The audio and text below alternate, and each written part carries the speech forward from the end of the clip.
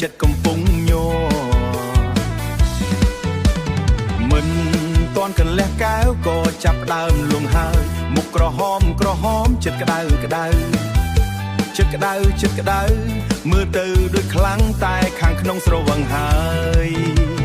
ផឹកអន់បន្លំទៅទេថាចូលបន្ទប់ទឹកតែបាត់តែណា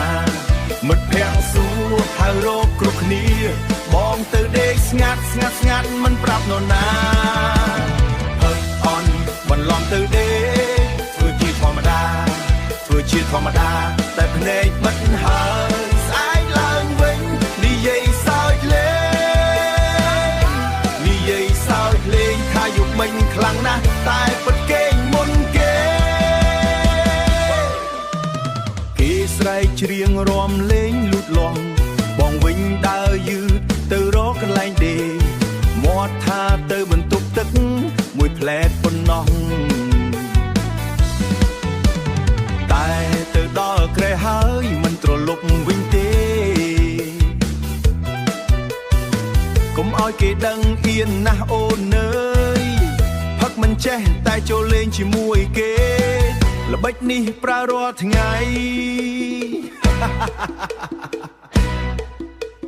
ចូលបន្ទប់ទឹកបាត់ទៅដេកទៀតហើយផឹកអន់បន្លំទៅដេកថាចូលបន្ទប់ទឹកតែបាត់តែណាមិត្តភក្តិសួរហៅរកគ្រប់គ្នាបងទៅដេកស្ងាត់មិនប្រាប់នរណាផឹកអន់បន្លំទៅដេ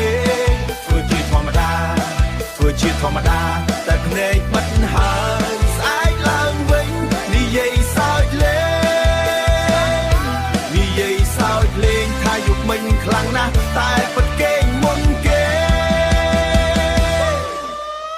ផឹកអន់បន្លំទៅដេកថាចូលបន្ទប់ទឹកតែបាត់តែណា